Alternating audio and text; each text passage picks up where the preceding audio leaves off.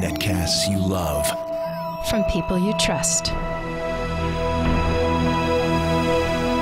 This is TWiT.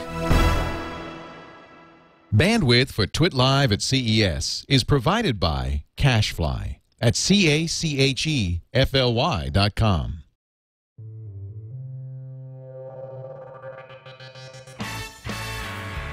This is TWiT Special number 109, CES Day 3. TWiT Specials are brought to you by Ford, featuring all-electric and hybrid electric technologies. Learn more about the technologies Ford is bringing to its vehicles at ford.com/technology. Well, hello and welcome back to the CES show floor. This is TWiT Special 109, live from CES Day 3. Leo Laporte here on the stage, and yes, we've got another batch of fascinating people, fabulous products to take a look at. We've got a lot more to talk about from CES, and we still have a whole nother day to come. Now, I do want to tell you that the TNT crew has left, and they're now going down the red carpet at the IAW TV Awards, the Web TV Awards. They've been nominated for Best News Show. We're crossing our fingers, and we'll keep an eye on it. The minute we know if they've won, we'll announce it here, although it might happen after the show's off the air. So we've got a lot coming up. We're going to take a look at Red's new Scarlet camera. Gordo is here from Ham Nation. We're going to talk a little bit about some ham and radio and other kinds of gear. In fact, I see Bob Crane from the C. Crane Company's here with some stuff to show. We'll talk about NFC and a micro SD card payment system from Moneto. A company called Worlize will be here, and my good friend from Sling Media, Jay Tannenbaum, is also going to join us. He's a longtime CES watcher, and of course, we know all about Slingbox. But first, let's start with John Curran. He's president and CEO of ARIN, the American Registry for Internet Numbers. John, thank you for joining us. Thank you for having me. ARIN is a successor to IANA. Yes, we are. In 1997, the U.S. government was looking at a lot of functions that are used to keep the internet held together. This is including the function of keeping track of all the numbers, the IP addresses. And they took that function that was originally under government contract. They said that should be instead run by the industry, a trade association. Right. So I was involved in the founding of ARIN in '97. Today we have 4,000 members in the United States. Every internet provider and hosting company is a member of ARIN and comes to us every 6 months or so to get additional internet numbers so they can connect up additional customers. So you assign the pool of internet numbers. That's right. But you're out of numbers, dude. Yes, we are. Are you out of business? That's the big news. So the numbers that hold the internet. You signed that last pool a few months ago, didn't you? Exactly. Yeah. So the numbers that hold the internet together today are IP version 4, IPv4. That's the dotted quad you're used to, 192.168.1.1. 32-bit address, right. Okay? 4.3 billion possibilities. 4.3 billion sounds like a lot, but actually we knew it was not going to be big enough for the internet. We actually saw in 1992, saw the IETF, the Internet Engineering Task Force, realized we were running out of numbers. So we developed the new protocol, IP version 6. It's the same numbers, only bigger, 128 bits. So instead of 4 bytes, right? You've got how many bytes? We've got 16 bytes. So it's 16 dotted quads? 16, not dotted quads. We use hexadecimal. It's so big we can't fit it in. So in hexadecimal. So how many hexes is it? Well, every hexadecimal number is 16 bits. Right. So you could have 16 hexadecimal. So it's still really 4 things dot 4 all things spaced dot 4, out, right. But instead of 0 through 9, it's now 0 through F. Correct. Right. And so these are uniquely assigned, and they're the new numbers. Right. And what's happening is that the central pool, the pool that we allocated to keep the internet running, has been divided up of IPv4 addresses, right. the old ones, right. to the 5 regions. ARIN is now the region for North America. We used to also handle Latin America and Africa, but we've broken those off. So each region has its own supply, regional pool. Numbers. Asia, and its own agency to administer correct. those. All not-for-profits, industry associations of internet companies. Does the Commerce Committee run your... no, it's now private. It's completely private. The internet is a shared project of all the internet companies. Okay. 4,000 in our region, about 15,000 globally. So there's no government intervention at all anymore. It's in keeping the internet running. Yeah, that was the whole point, is the internet should be a private sector thing. Right. So In the Asia-Pacific region, though, they've had such great growth that they're actually out of their regional pool. And so they're beginning to connect up new customers with IP version 6. Are they using tunneling, V6 tunneling? How are they doing this? Because most of the hardware we're using doesn't support V6. Right. Now, when you have a mobile phone, you'll realize the numbers you get on your mobile phone, they're not always public internet addresses. They're private, and they use NAT. Right. They're translated. Right. So people are using IPv6 and NAT to translate to V4 temporarily. So I'll do They're 10, using 000, ISP level NAT? Right. Yeah. 10,000 customers on IPv6 and 100 IPv4 addresses. Right. Okay? Right. Now, that works, except it would be better to do end-to-end. It's a little kludgy. If you have an IPv6 server, if you have a server with a website and you give it an IPv6 address, it'll go from their phone directly to your server and won't get translated. It's actually faster. Sure. So the point is, as these new customers are coming on and they have to use IPv6 to connect them, businesses that are already on the internet need to realize that they need to be connected by a V4 and V6. If you're not adding IPv6 to your website, then you're not in charge of how customers connect to it. Now, how does a business move to IPv6? If you're a medium or large enterprise and you've got connections to the internet, multiple internet providers, your own routers and firewalls, you call up your ISPs, your internet providers. You say, I want you to deliver me IPv4 and IPv6 over those same wires. It's just another header format. Yeah. Now, if you're a small business and your website's at someone's hosting company, you ask the hosting company, give my website an IPv6 address. Just add it to my server so I can get to the whole internet. We only have 4.3 billion IPv4 addresses. Right. We have 7 billion people on the planet. We're going to run out. Even with all the sharing we want to do in the world, right. If everyone gets a smartphone and has a home connection, we probably needed 14 billion. Well, the beauty of V6 now is every atom can have its own IP address. 340 undecillion IP addresses. 340 trillion universes. Each universe with a trillion networks. And on every network, a trillion computers. Wow. Okay?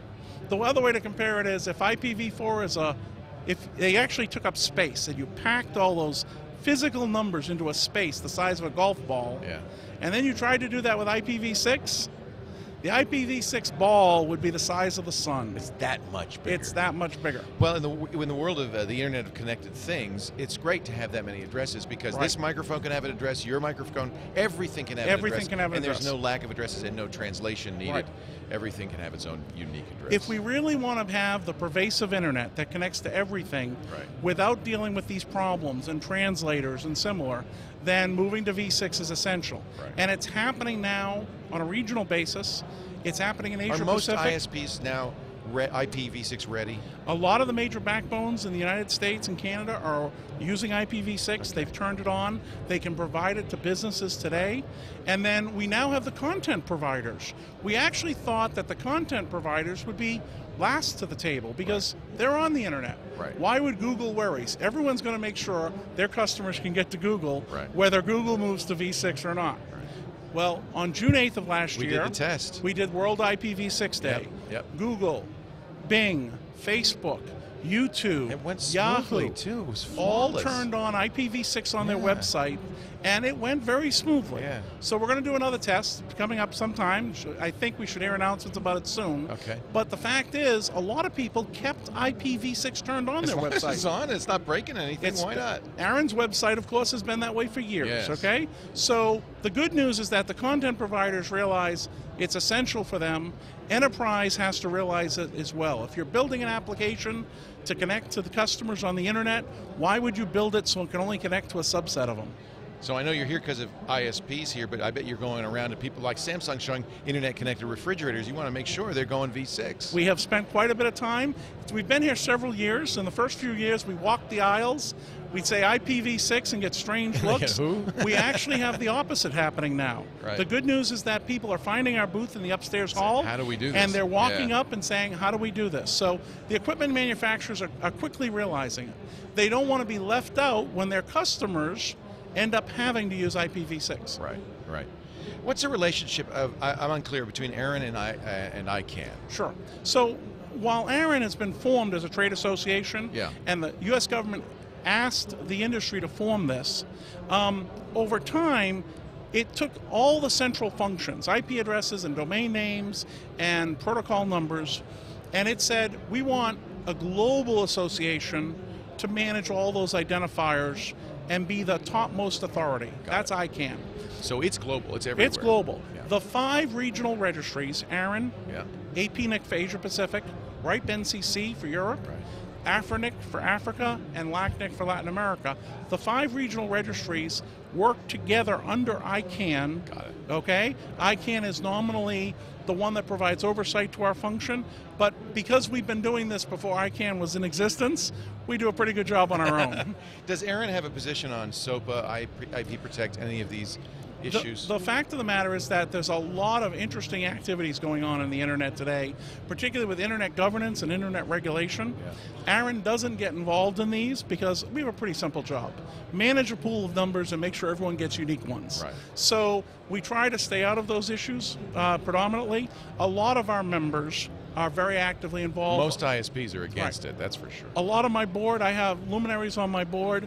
Paul Vixie of the Internet Software Consortium. He created Bind. Author of Bind. We know he doesn't like it. Vint Cerf is doesn't like it. is on our board, has Yeah. also spoken about it from Yeah. Google. Yeah. So ARIN doesn't have a position, but it is certainly true that the ISP industry is waking up to SOPA and PIPA Yeah. and the potential that they realize. Yeah, good.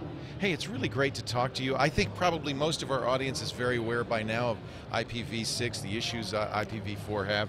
We talk about it a lot on our network because we got a bunch of geeks, but it's really good. You summarize it so well, you make it so clear and so understandable, and I think it's good for everybody to hear what's going on. And what's most encouraging is we are making great progress. I thought this was something that may never happen. We've had people on who said, it'll happen, ISPs will do the NAT, but nobody else is, because you're never going to get your Linksys router to support it, but it sounds like we're making good progress. We're making great progress, and thank you for having me here. Yeah, I thank you very much. The CEO of ARIN, the American Registry for Internet Numbers, John Curran, thank you so much for joining us and filling us in on the latest about ARIN. And you know, people are suggesting in the chat room that we should get you back for a longer interview, and we will do that sometime down the road. Where are you based, in D.C.? Based outside of D.C. in Chantilly, Virginia. Good. Well, then we'll get you either via Skype or maybe we can get you to come out and visit us. Happy to do it. Thank you, John. Really appreciate it. John Curran of ARIN. He's the president and CEO. Are you an ISP? Is that your background? I've run several ISPs in a hosting company, so I'm well aware of the industry, and that's kind of why I took the reins to get ARIN through this IPv4 run out and transition. Good on. Good job. All right. Thank you, John. Thank you. We're going to take a break, come back with more. This show brought to you by our good friends, of course, at Ford Motor Company. Ford is the company that, I tell you what, good friends now. I feel like when I talk about Ford, I'm talking about family, practically. Starting at the very top, the great CEO, Alan Mulally, who has done such a great job of taking Ford and turning it into a 21st century car company. We were talking, we asked him about a couple of things, but I asked him particularly about autonomous vehicles that drive themselves. And we had dinner the other night with a number of other tech journalists, and somebody else, I can't remember his name, I can't remember who it was, asked him about flying cars. Where are the flying cars? And Alan said, look, I come from an aviation background. He ran Boeing. He was involved in the design of every single Boeing cockpit going back for 20 years. He is an expert on fly-by-wire, on autonomous airplanes. He said airplanes can land and take off all by themselves, but he says they don't, because there's nothing like humans, and the fact that you've got a pilot sitting there, even what he said, the goal is the same as in aviation. We want to give you all the information you need as you drive to make you a better driver. These new cars, these new Ford cars, will do things like let you know if you're drifting out of the lane. They'll let you know what's in your blind spots. They'll help you park. They'll park for you. But in every case, it's the human that is the important element to this. And he said, we're never going to take the human out of the equation. He also said, we're never going to make flying cars. And I'm not sure I'm going to hold him to that, but it's not. He says, you don't want all those cars in the air. One thing Ford is doing, and doing very well, is changing its fleet to include electric hybrids and plug-in hybrids, the latest in low emission, partial zero emission and zero emission vehicles. At the show today, they announced their 2012 Ford Focus Electric, and next year they're going to have the C-Max Energy plug-in hybrid. They also talked a little bit about the 2013 Fusion, which will also have a hybrid and plug-in hybrid. In fact, somebody else asked Alan, he said, why have you been so slow to the table with electric cars? He says, because we're not trying to do what some of those other companies are doing and create a kind of single concept car to say, hey, we have electric. We are going to electrify our entire fleet. You will be able to buy a Ford vehicle, depending on your needs, that runs diesel, gasoline, electric, hybrid, or plug-in hybrid, he said, across the line. And that's taken a little longer. We've had to re-engineer our vehicles, every single one of them, but that's what's happening now, and I think it's very exciting. They have all the things that make electric vehicles more efficient, like the regenerative braking system that takes the heat generated from the friction when you brake to put it back into the battery to recharge the battery. Of course, because Ford's been the state-of-the-art in telematics, the in-car electronics, they're able to do things with Sync and My Ford Touch, like monitor the charging of your vehicle, to let you know where you stand, how many miles you've got left, devise the most eco-friendly driving route. You know that in your GPS you can choose between fastest and shortest. You'll have a third choice, the most eco-friendly, the least fuel-intensive driving route. I will choose that every time. I think that's fantastic. You can use your iPhone or smartphone or tablet to remotely control vehicle charge, preconditioning, monitor the state of the battery, maximize energy efficiency. They're also doing smart things like, it turns out in California, and I think in most of the rest of the country, utilities are now really changing their rate structure depending on peak hours. They'll charge you a lot less during off-peak hours. So the charger and your smart software and your phone in your car are smart enough to say, hey, I'm going to charge when it's least expensive. And when you have something like this plug-in hybrid, this 2013 Fusion plug-in hybrid, 100 miles to the gallon. Easy, maybe even more depending on how you drive. I just got to say, these are fantastic vehicles for the 21st century. Ford is knocking, as always, knocking it out of the park. It is a truly reinvented company, and I'm so proud to be associated with Alan and his team. They're just fantastic. The 2012 Ford Focus Electric fully charges in 3 to 4 hours. If you get the Leviton charging stations that you can put in there for your 240-volt charge, it's 100% electric, zero CO emissions, lithium-ion battery, so you don't have to worry about topping off and reducing the battery life. It doesn't do that. I can just go on and on. I want you to visit Ford.com/technology and get on the waiting list right now for the 2012 Ford Focus. I immediately got on that waiting list. Although I have to say, now that I've seen the 2013 Fusion, I might just have to get that too. I can't decide. And then keep your eye peeled on this C-Max Energy plug-in hybrid that they're delivering next year. It's very intriguing. Or just go to your Ford dealer and drive one today. Ford, thank you very much for your sponsorship. It makes it possible for us to do our coverage of CES. Ted's here, Ted Schilowitz from red.com. Hi, Ted, how are you?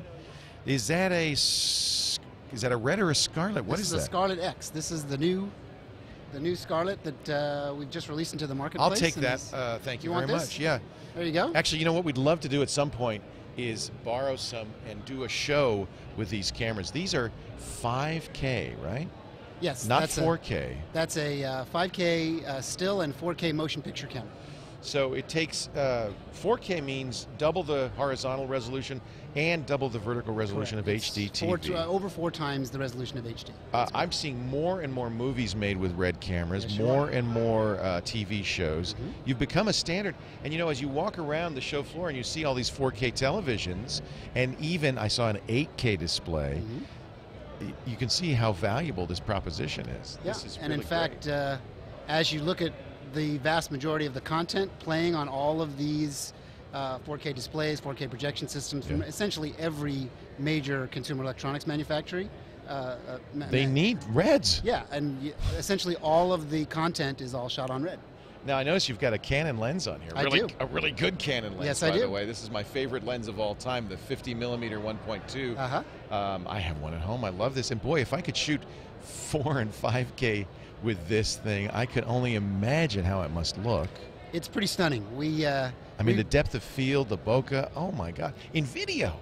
Yeah. I mean, just incredible. Yeah. So these are very modular. You can almost see as you look at them that it looks like things just snap in and out. They do. In fact, you can pop that red mote right off the back, and that controls the camera wirelessly. I'll let you do that because I don't want to break. How much is Okay. this camera? The body is under $10,000. Wow. That's the most remarkable, one of the most remarkable things. No kidding. Beyond the technology, we've been able to bring this camera to a price point that is really affordable to almost every professional customer. Sure. Sure, you're but this very is way close to beyond the HD. like the Canon 1D. I mean, you're not so far off from the high-end DSLRs here, except that you're 5K and you're shooting video at 4K. So what do you use the remote for? So the way you control the camera, I'll go ahead and boot it up. I love that. You have to boot it. Yeah, it It's takes a computer. about 7 seconds to boot It's it a up. but you have computer. to boot Does it up. have a hard drive? What are you storing? We actually, when it comes up, I'll pop the media out and show you. Okay. We store on a solid-state disk, so SSD. that's how it's right. Yeah, Okay. that's how we write the media. Because Okay, you so need, I mean, imagine this is uncompressed video going on there, right? I mean, no, it's actually a very advanced form of compression Okay. that we call red coat. So you can see the camera's up and running. Oops. like you have to compress it. If you didn't compress it, there'd be so much data Yeah, going well then it through. would be essentially a gigantic thing that you'd be hauling around. Yeah. But the compression is visually lossless. Okay. And like if you went to see Girl with the Dragon Tattoo over the last couple of weeks, that's shot on Red Ones and Epics. No kidding. So, No kidding. and that's all red code. That's compression technology. Now we know about the Scarlett. What is different between the Scarlett and the Scarlett X? So the evolution of this product is actually what's different. I'll take out the media here and show That's you. the SSD. So that's the SSD. And it's in a PC card format. How much storage is on there? We can go to 256 gig is our biggest one. And how which will much time? give you between 45 minutes to well over an hour of on the disk if you want, See, depending on the compression. Filmmakers go, wow, Yeah. because I mean a film canister doesn't give you anywhere near that amount of film time. canister gives you 10 minutes. Yeah, and look at the size of that.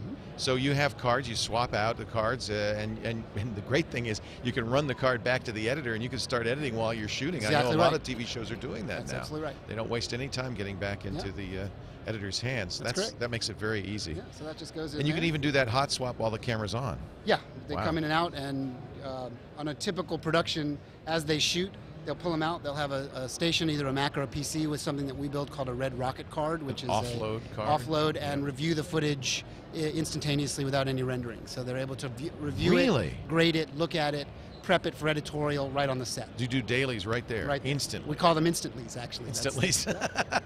That's really cool. Yeah. So the X is the evolution. Right. So this camera, as you might remember, because We saw it last year, yeah.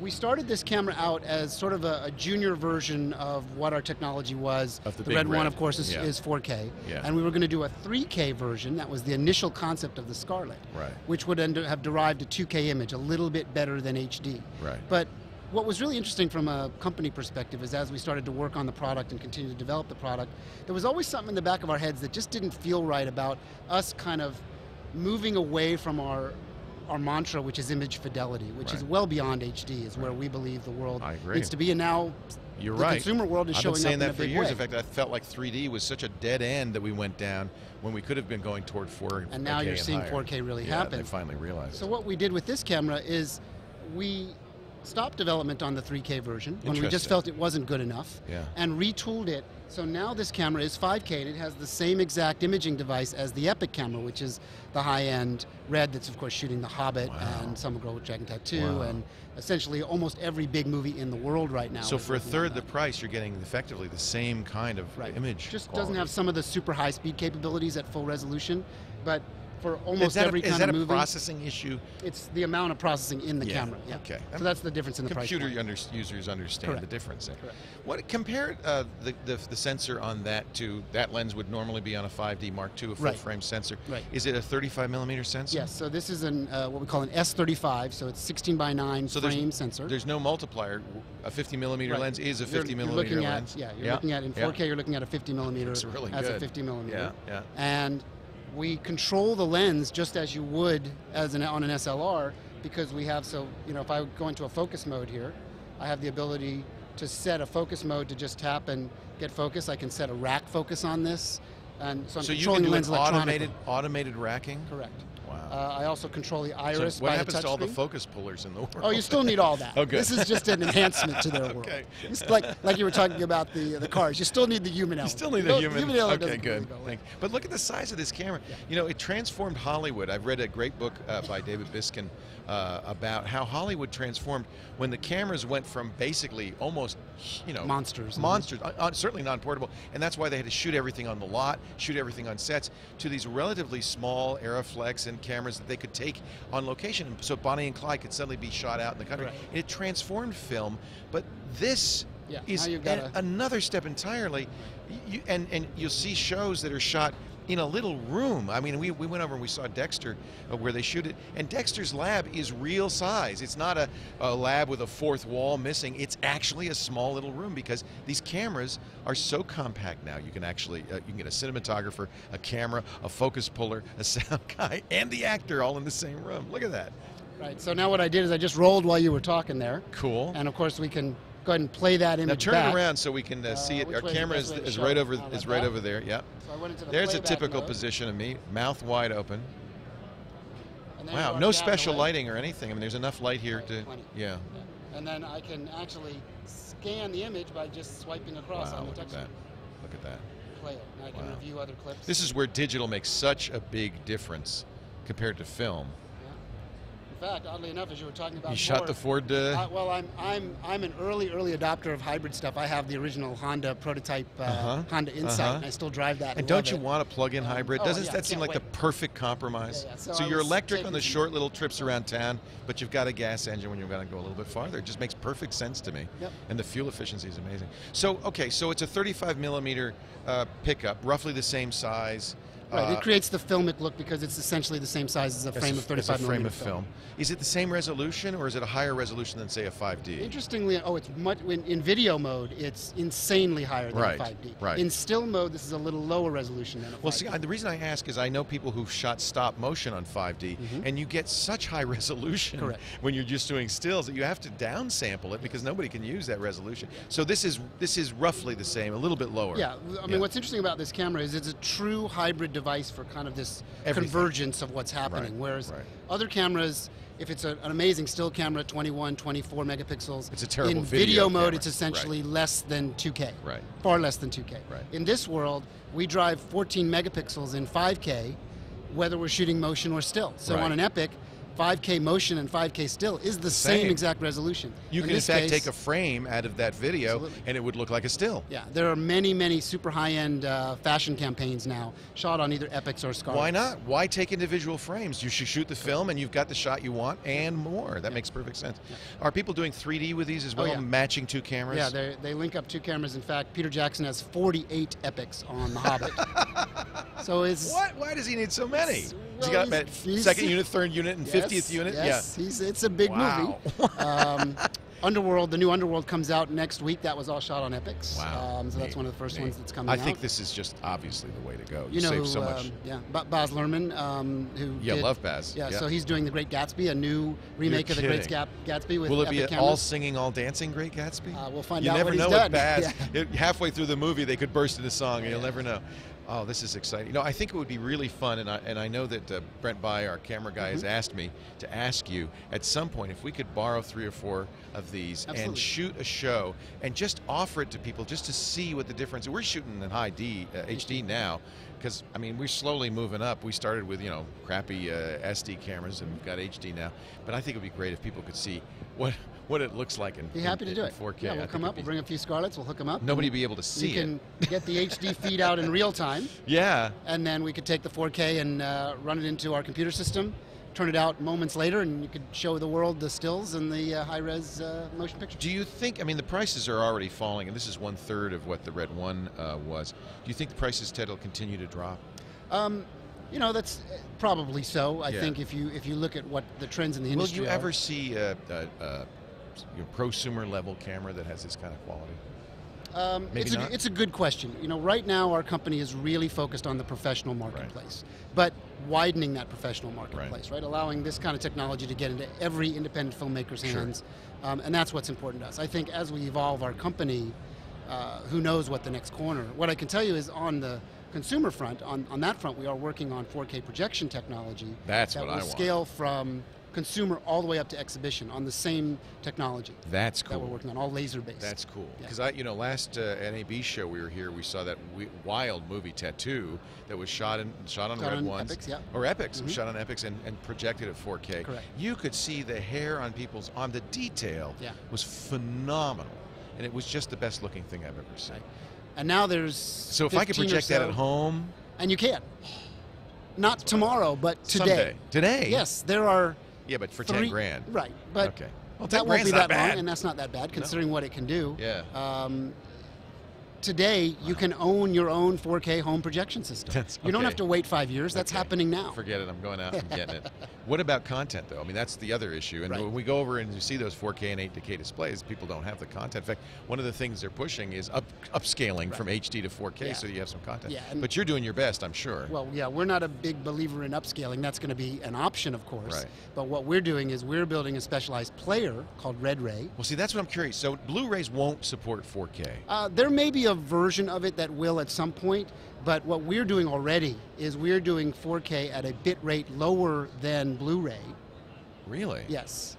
That's already working in a laboratory environment, and we'll have that as a product. So it's relatively shortly. conceivable that you guys will be offering a Red Ray player that would be the step up from your Blu-ray player that Correct. would play Play 4K on these 4K discs. systems. So, Could you get a movie on a disc? oh yeah, and we think discs are actually. Well, we don't like discs. We're kind of moving away Physical from that media anyway. is over, Right. so- It's all solid state and, Yeah. and downloadable or USB stick type Right. media. That's where Yeah. we're headed.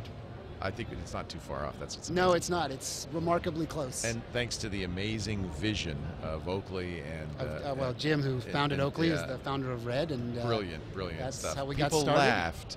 They really laughed did. when Jim said we're going to do this. They thought you can't possibly. It could never be affordable, and we're sitting in front of it right now. Not just the first generation.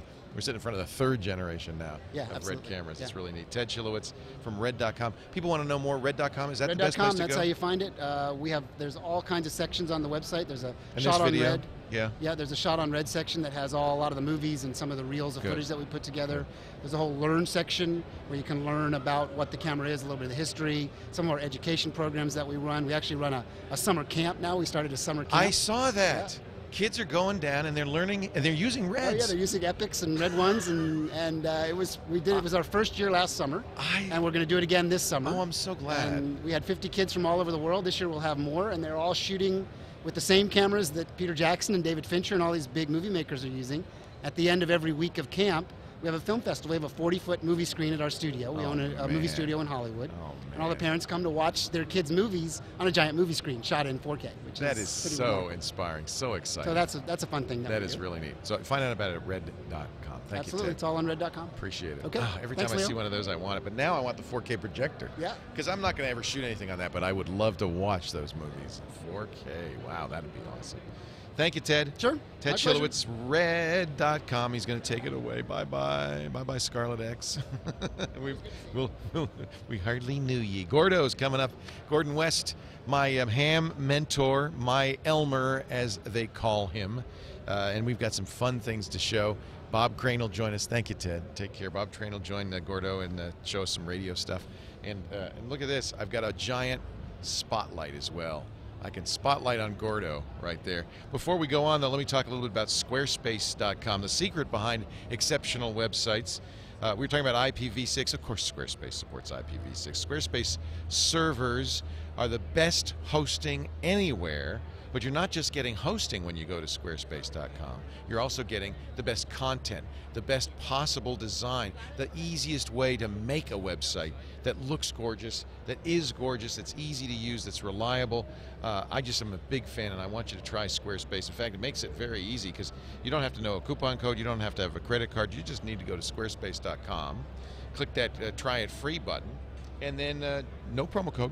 All you need is the name of a site, an email address, a password, and you've got a whole 2 weeks to play with your Squarespace site, to make your Squarespace site sing, to make it come alive. And then if it's doing what you want it to do, then all you have to do is, if you decide you want to buy it, is go to the Buy It Now. And by the way, that's when you want to enter the offer code because if you use the offer code CES1 in honor of our CES broadcast today, CES, the number 1, you'll get 30% off for the first 3 months. Take a look at the example sites, take a tour of Squarespace, see how easy it is to do everything from e-commerce to social media integration. They've got an iPad, an iPhone, an Android app that makes it easy to post, moderate, and also see stats for your site. They have the ability to import and export from all 4 major blog APIs: WordPress, Blogger, Movable Type, and TypePad.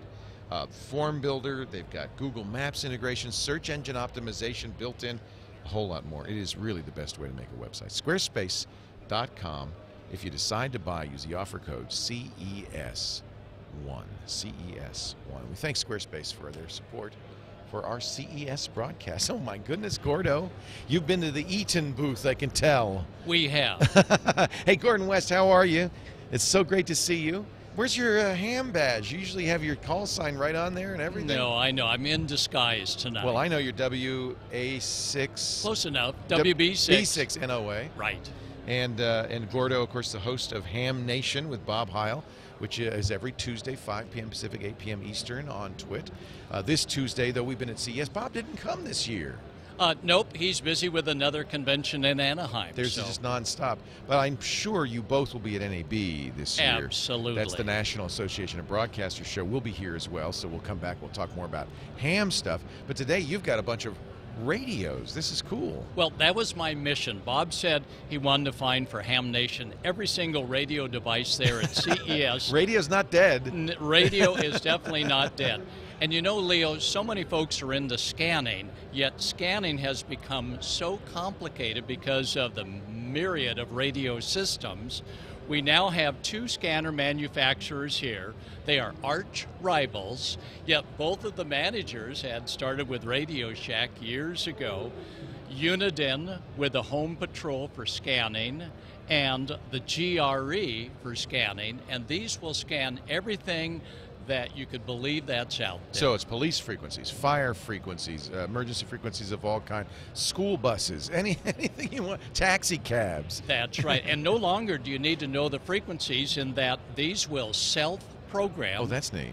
Based on just popping in your zip code, or one of the units can also do a tie-in to GPS and says, oh, I know where I am. Wow. And it'll load in all the channels. What's the price range for these kinds of About systems? $500. Ooh, that's pricey. These aren't cheap. It is, but you get capabilities of getting them updated on the internet, and they cover everything. There is no service that this would not pick up other than maybe an encrypted police radio service. So people who scan are obviously pretty serious. If they'd spend $500 for a scanner, that's amazing. Look, I'm seeing the U.S. government, the Department of Fish and Game, Department of Parks and Recreation. It's scanning through them right now. Ambulances, Clark County, Southern Nevada Area Communications, Emergency Communications. It's scanning through them right now. The Nevada Shared Radio System. I love that. That's it. Uniden and the other company is GRECOM? GRE. GRECOM. That's correct. Okay, good. All right. You know, you've got so much stuff. We'll just shuffle them over here as we go. Okay. Sounds great. Into Leo's little bag. Into my bag. You know, in an emergency, the AM radio remains supreme. And you have so many AM radio listeners that we thought we would bring you the latest of what's happening with AM radio. This is called the Sea Crane Solar Observer, and it is a portable AM radio. And look at this. You can actually recharge it in the sunlight. Solar. But not just solar. If the clouds come out, you've also got a crank. That's right. right. You can crank it up. It has a flashlight on this side. It has weather radio. It has regular AM and FM radio. Man. You know how I know? I have one of these. Oh, okay. I love it. I'm a Sea Crane fan. I go through their catalog, and it's like a candy store for me, so I order everything they've got. That's great. How much is that? Probably about $100. Okay. Sea Crane or ccradio.com if you want to find out more about any of the Sea Crane stuff. That's great. Look at that. All right, and here's some more cranking for you. This is from Eton. Now, this receiver for AM and FM is crank operated. Also has capabilities of charging a cell phone in an emergency. Oh, I like that. Has weather alert, and there, take a few cranks of the Eton radio. We know them pretty well because Dick DiBartolo, the Gizwiz, he's a big fan of Eton cranking radio. Same thing, flashlight. These really are for emergency when the power goes out or there's an earthquake, as you get in our area. These things are lifesavers. Everybody should have at least one of these in the garage, even if you don't use it day in, day out. It's great to have. What else you got? And for the mobile monitoring enthusiast, brand new, not yet available, don't know the price yet, probably about $500. This is similar to the earlier scanner we just saw, but this one is mobile. And look at this, the head magnetically comes off. So that would go in your car. It's a head end for your car stereo? It would if the cars were made out of metal, but you know. Well, where do you put it? On your fridge? Possibly the hook and loop may work. But this is from GRE Common. Gordo, you don't take any guff from me. I do notice it has an Ethernet jack, so it obviously uses the internet as well. That is correct. Yeah, that's kind of, GRE's making some interesting stuff. That's they cool. do. Yeah. Now, for security, there are 5 channels called MURS, Multi-Use Radio Service, on 150 megs.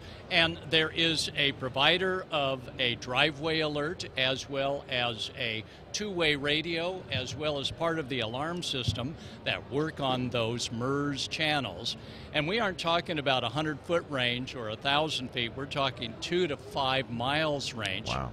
Because they can run 2 watts output on multi-use radio service frequencies. This comes from Dakota Alert here at the show. This looks so strange. This looks like a standard handy talkie, but this looks like almost you'd want to say, hey, Central, Rick, call. I mean, what you talking to that? What is that? No, that's ultrasonic. That's picking up the heat sensor of a vehicle coming in the driveway. That's a driveway alert. That is correct. Got it. And that could be a long driveway. Oh, sure. And that's what Dakota is doing, is coming up with the MURS channels for these long-range devices. Very cool. So this would go beep, beep, beep. Somebody just came down your cattle guard and is ready to wrestle your cattle. That's right, yeah, and they have them all different purposes, and here is their base unit. So if you want the world's longest intercom, 2 to 5 miles away. 2 to 5 miles, and what is it? Family radio service? What service is it? It's using? Called MURS, and not many people. It's just its own thing. Yeah, multi-use radio service, 5 channels, 150 megahertz, no license required. External antenna, okay. How much power? 2 watts, and 2 watts at 150 megs. Yeah, that's a lot. Wow, I never heard of MURS. You should have that in your license prep exams. Actually, FCC doesn't ask, so you don't need to know, right? There we go. We'll do that. I wouldn't be a ham without this guy, by the way. Oh, yes, you got to get Gordo's training materials. It makes it easy to get the technician license, the general license, and for me, next is extra, and I've got your extra materials. That one I'm taking a little longer to study on. That's a tough one. That's a tough exam. From Eton in stereo, another receiver. This one beautiful. Also does shortwave. Oh, neat. So if your many Saturday, Sunday broadcasts end up on shortwave, that has the capabilities of tuning it in. You could listen to Radio Moscow, the BBC. You can listen all over the world. This is the most beautiful shortwave radio I've ever seen. Isn't that gorgeous? Oh, yeah. And I see it has a mic input. You wouldn't broadcast it with this stuff. No, that's strictly receive. Yeah. That's called the G2 Reporter from Eton. No solar or crank on this. That's unusual for Eton. No, you got to plug batteries into that one. All right. What's next? It's the Gozo, and this is from your friend Bob Crane, and this has the most amazing audio for a relatively small speaker. But Bob's always focused on high-quality audio. He does. And good receivers. You know, you buy a cheap transistor. People often say, "Why should I spend so much money on a radio?" That's because a good AM radio really can pick up the signals and then give you excellent sound. Let's turn it up. Oh, it sounds good. And a nice tuning dial that makes it easy. The analog tuning dial makes it easy to find the stations you want. That's neat. Boy, that sounds good. Oh, yeah. That sounds really good. I like that. So if you listen to the Tech Guy show, you need one of these radios. That's it. Only listen on Gozos. That's great. And if you're a long way away from tuning in Leo's show, this one has twin antennas, so it gives you capabilities of hearing sky waves, ground waves, in any plane, and this is their analog tuning, so you won't have to worry about accidentally popping off channel if the conditions should change. So that's really interesting, because normally we think of an AM radio as having just a coil in the radio, and I can remember turning the radio, trying to aim it. Yep. So it has that, but it also has an antenna like this. Would that be used for FM only, or strictly FM? Strictly FM. The coils are on the inside, and boy, this thing is sensitive. When we had the big blackout in San Diego, Leo, we could still hear you on Saturday and Sunday because your AM radio station down there. And this is how you tune the coils inside, twin coils. And That's you it. don't have to move the radio anymore. Nope. You just turn the knob and it'll tune those coils for you. That's very neat. That's somebody who loves radio would get a radio like this, I'll tell you. That's it. Well, we're almost coming to the end. For those of you with your own personal music player, this is from Eton, works on Bluetooth, so you can go ahead and kick the sounds out of your little personal audio player up to about 30 feet away. And never run out of power, because it's got a solar panel on top of it. So if you're out there barbecuing or you're camping, this could be your sound system out in the woods. Scare the bears away. This is the Ruckus. I like this. The Ruckus Solar from Eton. That's it. Neat. I like that idea. And you can carry it like that. You can be an ecological boombox. That is absolutely correct. Here's a short wave set, smaller yet, from C. Crane. You know how Bob loves to do short wave in the middle of the night. Yeah. And that's just one edition that he has with just great audio. That's how I got into radio, was CQing or DXing shortwave stations. Really? I just loved doing that when I was a kid and tuning all around the world, and it was so much fun. And it excites you about radio. And of course now I'm a ham because of it as well, because I'd like to transmit as well as receive. Oh, there you go. That's neat. Great. Nice little radio.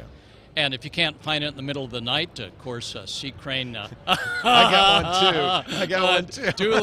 Dueling lights. These here. are bright. You could really blind somebody with these. These would be great for. Oops, sorry, didn't mean to do that. And it has a little stand on the top, so you can aim it if you're doing work under the car, you're changing a tire, on the highway. This is so bright you can easily see what's going on.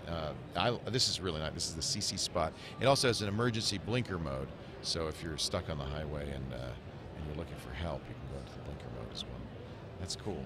These are LEDs. He's become a big LED company, hasn't he? They do a lot of LED stuff. Oh yeah, I think incandescents are doomed. Yeah, we no saw question. some really exciting LED technology. Yeah, it's pretty cool. Finally, our last radio is the biggie from C. Crane. They call this the CC radio. This one has the built-in twin ferrite antennas, cross-polarized for maximum reception. Also the FM? Right. And they continuously improve this. Now they've added the 2-meter ham band. No kidding. So they can tune you in, and you'll never know who's out there. Well, a lot of emergency communications also go on if there's a crisis. That's on correct. The 2-meter band. So having that is also more than just being voyeuristic. It's so sometimes you can tune into those important emergency transmissions. This is their top-of-the-line radio? It is. Yep, the CC radio. Very nice. Well, I think you fulfilled Bob Heil's mission to find every radio, and who would know at this big digital conference with all these HD TVs, radio is alive and well, and the companies like Eaton and C. Crane are still, and GREcom are still making great radios of all kinds and using analog radio technology to a great advantage. Absolutely, and we'll be tuning you in. Thanks, Leo, for having us hams on board. Oh, Bob, I just love doing the show. It is a huge, for us, I think, a huge show because so many of our audience are hams or are hams who have been off the air for a while. Is there a term for that? Lazy. And I think they get excited about it again. I've heard from a lot of people who, like Kirk Harnack over there, who've reactivated their ham license and he was a technician for a long time. You gave him a little tutorial. He suddenly became a general, and he's using his ham radios more than ever. So I'm really glad we can bring ham radio into our sphere and help promote ham radio. And you guys do such a great job.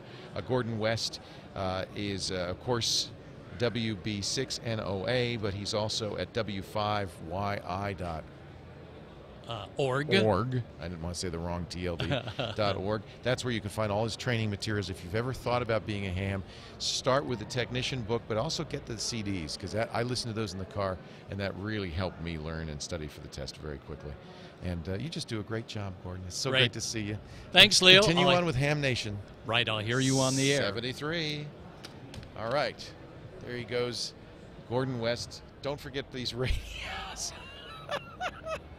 I think somebody in our chat room, Sybil's saying he uses a C-Crane FM transmitter, the CC Radio FM transmitter, to rebroadcast the shows around the property. So he'll have the show on one end and he'll rebroadcast it around the property. That's really, really cool. Lou G, I'm glad to hear you're thinking of becoming a ham. That's fantastic. I'm talking to the chat room here, of course. We are going to turn all of the shows we do here at CES into specials that you can download after the fact. You'll find them at twit.tv/specials. This one is special. I even know the number. I think it's 109. So we're going to make all of these shows available for download. A couple of things I would recommend you take a look at: the interview with Alan Mulally, the CEO of Ford. It's quick, but I thought very interesting. I asked him some important questions, including, and I know a lot of you in the chat room wanted me to ask him about SOPA and PIPA, the two bills in Congress to censor the internet, to essentially to break the internet on behalf of property rights, intellectual property holders, content creators. And I asked him about it because I think mistakenly Ford has gotten on a number of lists as a SOPA supporter. Scott Monty, who works at Ford, has tweeted, we never ever said we supported SOPA. We do support intellectual property rights, but we don't feel SOPA is the right solution. I asked Alan Mulally about it, and I got to tell you, Alan's a very smart guy. He testifies in front of Congress all the time. He's very active in governmental affairs at Ford, as well as being the CEO. And he said, I don't know what those are. We certainly don't have a position on them. And if Alan says he doesn't know what it is, I think that's probably the case. I filled him in, though, and I told him he's got to help us fight those two things. So let's see here. Moving on, we're going to talk to Worlize. He just handed me something that said, I'm the Turtle 32. What do they call you? Brian McKeivey is here. He's the CEO of Worlize. Hi, Brian. Hi. What's Worlize? It's a new kind of real-time social experience on the web. W-O-R-L-I-Z-E? Correct, yeah. What if I go there, will I see something? You will see a big Enter Now button that you can click on. Is it aggregating Twitter feeds? What are you doing? No, it's sort of sits in the void right now between social gaming and virtual worlds, where this is almost like avatar chat, right? Yes, yeah, it's an avatar avatar chat system. It's so funny that you should say this, because I saw something about this and I sent a note to our CEO saying we should look into this for our chat, because we have, as you can see, an IRC chat, and I like IRC. Right. It was the original chat format. It's easy for anybody to use. It's plain text, but this is more. Can you pick up my computer screen? So let me sign in. Before you do, let me just sign in with my Twitter username and password. Should I use Twitter or Facebook? It doesn't matter? It doesn't matter, no. Okay. So I'm going to sign in with Twitter. So I don't have to create a Worlize account. You're just going to use my existing accounts from Facebook or Twitter. Right. I have given you permission, and now I have to give you a screen name. I'll just use my real name. Your Turtle, what is it? 32? The Turtle 32? Yeah, that's me. What, you want to tell us the story behind that? Back in junior high. Junior high, okay. I was signing up for a website, and I was Turtle throughout, most of existence, and so I put that in, but it wasn't available. So I had 32 megs of RAM in my machine at the time. Oh, wow. So yeah, really, really geeky, but... No, we would never, by the way, abandon IRC. We have 1,000 people in our chat room right now. There's no way a chat like this could accommodate 1,000 people. It'd go kind of crazy, wouldn't it? Yeah, I think it probably would. But we've got a lot of people that are interested in doing live event type things. How interesting. Because we have, for example, a built-in YouTube player where you can drop it in and anybody can paste in a URL to a YouTube video and it plays for everybody in the room at the same time. Oh, how fun.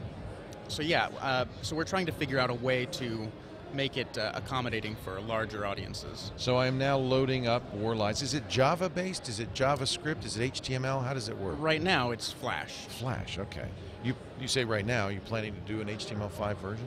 Yeah, as soon as I can get the bandwidth to do it. You wrote this? Yeah, So this is all yours, baby. Yeah. Oh, that's neat. Do you had venture funding, or are you doing this all on your own? You're bootstrapping? We're bootstrapped so far. I've been working on it full-time for the last 6 months. Wow. My business partner's been kind enough to finance that for us. Well, this is exciting. So you're a startup. Correct, yeah. And brand new, and I think we just brought your site down, but that's okay. So yeah, one of the reasons I wanted to do this was social gaming. Like, they force you to spam your friends to get ahead. I hate that. Yeah, and you have to deal with the drudgery of planting and harvesting your crops. I hate that. And the gameplay is drudgery in The Sims Social, Exactly. in Farmville. Exactly. And The people drudgery do that. attached to guilt because you haven't Exactly. done what to your friends harvested their crops, and I hate it. Right, and then you ruin your relationships with your friends by sending all this spam to them. Oh, So you know what? I stopped playing We Rule, and there are people who hate me to this day because I stopped playing We Rule. I got them into it, and then I said, this is horrible, and I left. Yeah. So you get the same kind of social play without the drudgery and without the guilt? Exactly, and really, I wanted what people enjoyed about those games is the creative aspect of it. Building out the farm, building out your house in Sim so Social. I'll have a place. So yeah, you can build your own world, and it can be anything you want. You upload pictures, you can upload a background image, and that becomes a room, and you can create a door, and you click on that and go through to the next room. And all of your friends can go directly to your world or directly to wherever you happen to be in the Worlize universe. So it's a little bit like Second Life, it sounds like. Yeah, but it's much simpler because at Second Life, if you want to customize content and create your own world, you have to be a 3D artist. Right. And that's really hard. It's a Right. very high bar, and the Right. software costs hundreds of dollars. Right. So the tools that you provide are sufficient to do the customization. Exactly. That's great. Unfortunately, I think we broke your site, so you may want to run and fix it. But please apologize to your business partner for the bandwidth bill that he's about to get. What you didn't realize is we just sent thousands of people to use Worlize all at the same time. But I am going to I just set up an account, and I am going to use it. And so you're here at CES just to tell people about it? Do you have a booth? What is Yeah, Worlize doing at CES? We were part of a press event called Startup Debut at the Cool. beginning of the week. Yeah, yeah. And I've just been hanging around and talking to people and walking the show floor. How fun. Yeah. What is your goal here? What would you like to? How would you like Worlize to develop? Well, I'm really excited about the creativity our users will bring to the platform, and you're seeing all the different That's kinds fun. of worlds. Like, Yeah. this one guy has started building a game, sort of like Myst, because the interaction Wow. model is similar. Wow. So you can create all these multi-room things where you can click through to go to the next area. And so, I hadn't really necessarily anticipated that particular use, but I think it's great, and we're going to build out some more features and put together an API so that developers can build interactive content in Flash and then hopefully in JavaScript, so that they can make really rich games and sell those objects into our forthcoming marketplace. So you could drop in a little money on checkers or this. Yeah. something into your room and play with multiple users. Sounds very exciting, Brian. It's so nice to meet you. Likewise. Look for Brian in your Is it open to the public, or do you? Yes, it is. It is. Okay. Yeah, it's free. Sign up. The Turtle 32. I'm Leo Laporte in Worlize, and we've DDoSed it for now, but it'll be back on in any minute now. All right. I apologize in advance. I should have known. Never go to a site on live air unless you really want to bring it down, or they have really massive. Did it actually go down? It's stuck. Yeah, everybody in the Okay. chat room saying nothing's happening. So. All right. All right, we'll go fix it. No big deal. No big deal, but you probably want to run off right now and do that. Thank you. It's All great right. to meet you, Brian. Likewise. Worlize. Just keep it in your bookmarks, WORLIZE.com. I'm going to check it out, absolutely. And I think it'd be fun for us to have a little Worlize room in the background and see what happens. Where did the name come from, Worlize? Your world realized. Your world realized. I got it. Worlize. Yeah, it's Okay. kind of blank All right. screen right now. It was loading, but now it's It's all cloud-based, so all I have to do is push a few buttons and we'll spin up a whole bunch more turn on servers. some Are you on S3? Not yet. Rackspace? You're gonna though. We will move there, yeah, you'll I'm sure. have to. Yeah. Thanks. Mhm. Nice to meet you. Good luck. Likewise. Thank you. It's really great. Brian Brian McKeivey from Worlize.com. Yeah, 503. Sorry, kind of broke it.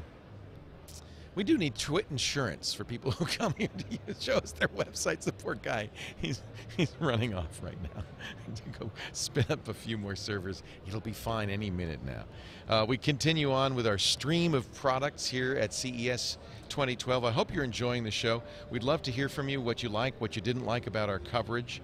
You can email me, leo@twit.tv. Tell us what you'd like more of. We do have one more day to come tomorrow, and we do have some more time, so if there's products you haven't seen that you'd like to learn more about, we will start the day at noon tomorrow. We're going to talk to NewTek.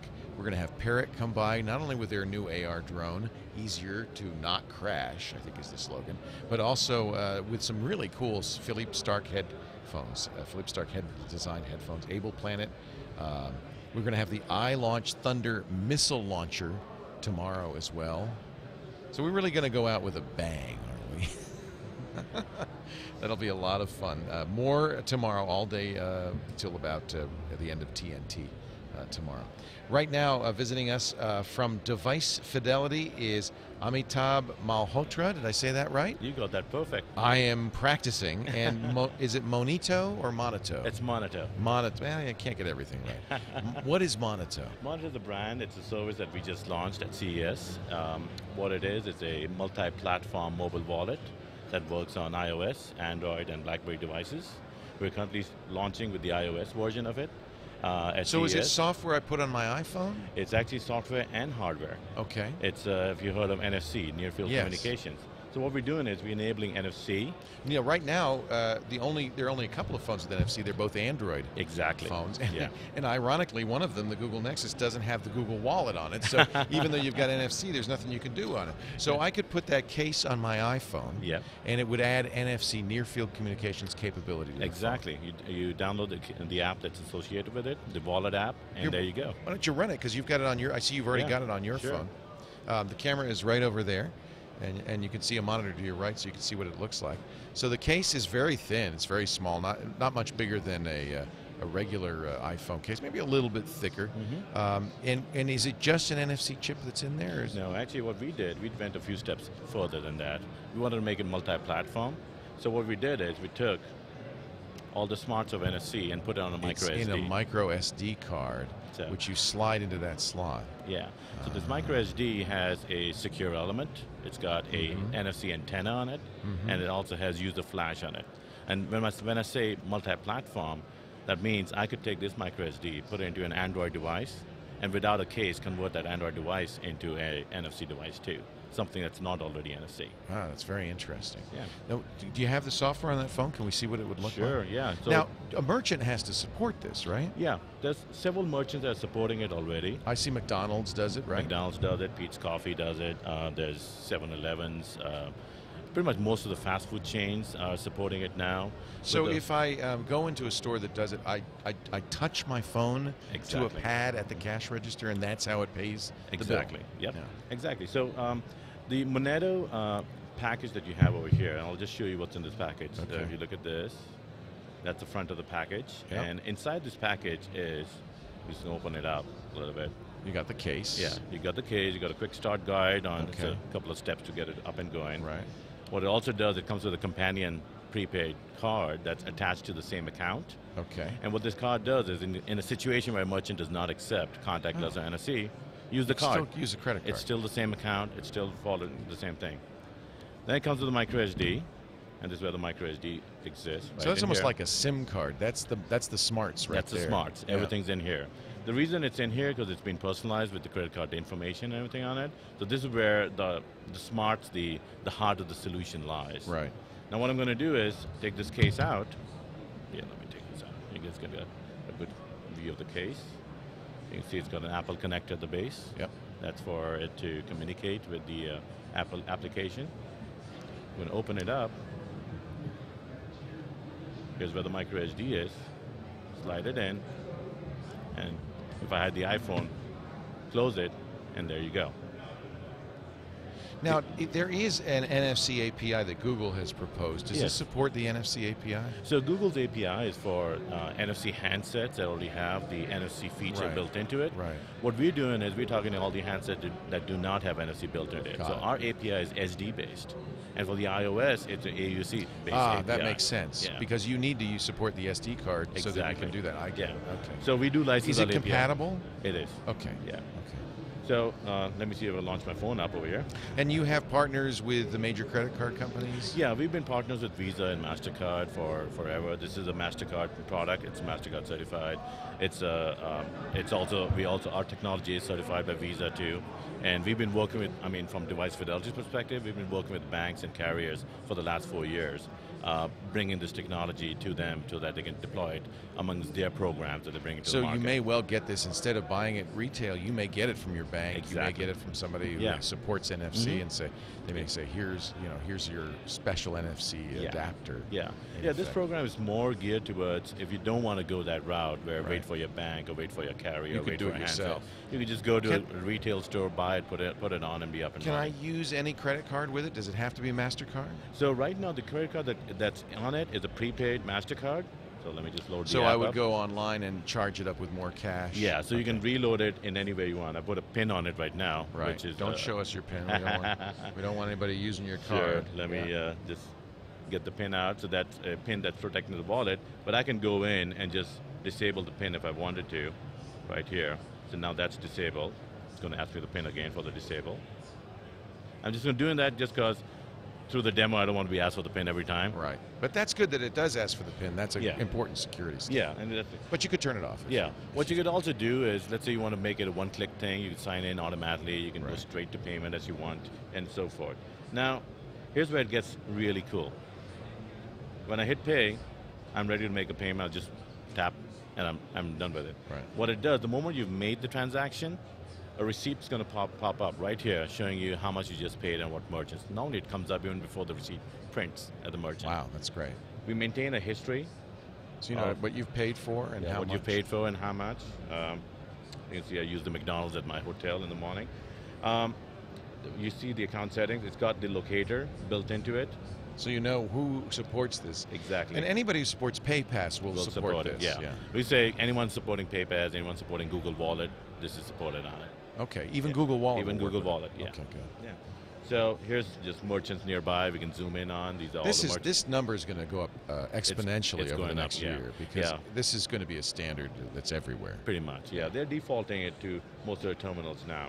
Now, do you only have an iPhone case? Is it just for the iPhone 4, or what other devices do you support? So on the iPhones, we're supporting both the iPhone 3 version and the iPhone 4 versions. No iPod Touch? Not yet. Okay. Not yet. Now, but the same microSD is portable to an Android device. So let's say you got a Samsung Galaxy S, like a Fascinate or something you have. That has hardware NFC? That does not have hardware. Does not have hardware. Yeah, but it has a microSD slot. Right. So you put that in the microSD slot? Yep, same microSD. Take it out from here, move it into that device. And then install the software. Install the market. It's on the Android marketplace. Download the app. Is the app free? The app is free. That's interesting. Now, do I get any storage on that card still, or is it taking over the storage that I would have had in my SD card? So right now we have 4 gigs on it. So it's a little SD card I could use. It's an SD card you could use. Any facility for taking my own 32 gig SD card and putting the stuff on it? I get that question a lot. You're working on it. Okay. Is it just software on the card, or is there some hardware in the card? There's a lot of hardware. There's on the card. hardware. Yeah. Okay. So what we have on the card, and the reason we can't go to the 32 gigs yet, is we have a miniaturized antenna inside that microSD.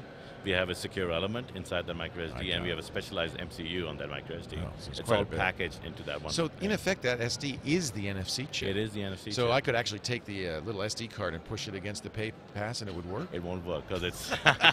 you don't want to do that. No. You really don't want to do that. Because that's one of the questions we get asked a lot is, what if I got this NFC phone and someone just swipes by it and they can sniff it? Right. Yeah, so here, unless you launch the app, no one can do that. App has to be running. App has to be running. running. Pin has to be entered. Pin has to be... Or you can disable the pin, but still the app has to be running. Right. That's an important security feature. Yeah. So the card is talking to the app, making sure that you've verified it. Exactly. So in terms how of much will the Moneto be? So the iPhone case that's been launched at CES is at $79.95 retail. it has a $10 prepaid on it already. So when you sign up, it takes about 2 minutes to sign up. It does your KYC. KYC is by the U.S. Patriot Act to know your customer. So it'll ask for your social to make sure that you're a legit person who can open an account. The moment you do that, you're up and running and you're ready to go. Moneto. And where are you being sold right now? So it's on Moneto.me. The orders, we'll start taking orders in a couple of days. We're getting the sign-ups right now. Right. So we launched, 2 days ago at CES, and we're hoping to ship in a couple of weeks. Do you take a per transaction fee? No, we don't. It's from the merchant. So the credit card will, of course, yeah. And the merchant may. Yeah, so the merchant gets. Do merchants typically take a fee? No, not from the credit card. The merchants get the fee from the transaction itself, so the processors do it. Got so it's no different from what you do with a regular credit card. Yeah, right. So it's exactly the same. So that's why it's $79. You're not going to make any additional money off of the charges. We don't make any money off it. Right. It's a prepaid program, so most Right. prepaid programs have like a nominal fee on a monthly Right. basis that's associated with it. Right. So the prepaid program manager makes that fee off it. Right. But we're selling the hardware that goes with that. U.S. only? Right now, it's sold in U.S. only. We have tested it in Canada. We have tested it in Europe. It works on PayPass terminals there. So if you're traveling to those parts of the world, you will be able to use it.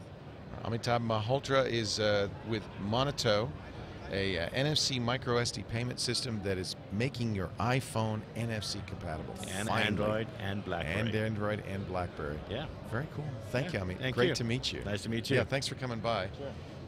Yeah, NFC is going to be everywhere, I think, and you'll see a lot of people will start supporting NFC payments soon. So, this is important to kind of retrofit iPhones. Although I wonder if Apple in the iPhone 5 might include NFC. Apple's usually very slow to adopt these things. I have a feeling it isn't going to happen this year. It might happen next year. But already there are some Google phones that do support NFC. Interesting use for NFC that we are seeing on the show floor is to speed up Bluetooth pairing.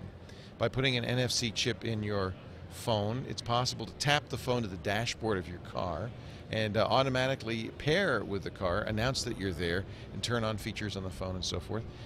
That's kind of intriguing. I'm seeing more and more of that too around here on the show floor. An old friend is here, my good buddy Jay Tannenbaum. Hey Jay, Leo. How are you? Jay and I Great go to see way you. back to the first TV show I did, the Personal Computing Show, which Jay produced at the old Apple TV in Cupertino. Yeah, that was Apple TV before it was Apple TV. In 1994, something Exactly. like that. Yeah, it's so good to see you. It's good to see you. He's now in charge of marketing at Sling Media. Yep. And we know the Sling Box very, very well. We love the Sling Box. We do ads for the Sling Box, of course. You sponsor our breaking news coverage. Thank you. Which we love. And I saw some interesting uses of Sling. For instance, the Dish EchoStar owns Sling. Right. The Well, Dish- actually, EchoStar and Dish are sister companies, separately So traded. confusing. It is really confusing. But they are related. Yeah, it's a sister company, and share Charlie some Ergens DNA. are. Charlie owns it all. Yeah, exactly. But I think that's why the Hopper has a little Sling connector on it. Absolutely, and so that's big news for us at the show. And so more and more we're working in our retail business. You can buy a Sling box at Best Buy or Amazon and go home and hook it up yourself. But we're working with operators, and Dish is the first.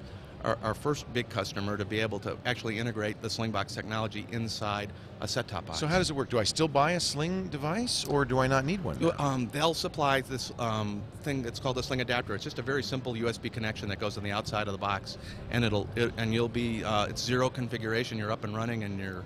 That's great. Yeah. Then I have the Sling app on my iPad or my iPhone or my Android phone, or I have my computer and I run the Sling software, and I'm done. I can now see everything that's on that Dish box. Wherever you go in the world, wherever you have a great internet connection, you're going to have a great experience with Sling. Now, will the adapter that I've plugged into my Hopper work with other devices in my television setup, or is it just really for the Hopper? It's just really for that. So if you had more inputs, then you'd want to probably go with our Pro the HD. Sling box. Yeah. Exactly. Although I have to say that because it's the DVR, and because the Hopper's doing that amazing thing of recording all four primetime channels all during prime time, you probably have everything you want on there anyway, right? It's basically video on demand, your own personal cloud, your own video on demand, whatever in the channel lineup that you're used to. I think that's such a great idea. Yeah, and it is really. Are you hoping to make relationships with other companies to do the same thing? Well, I don't know if you heard the news about, this is a little techie, but we announced with Broadcom that we're porting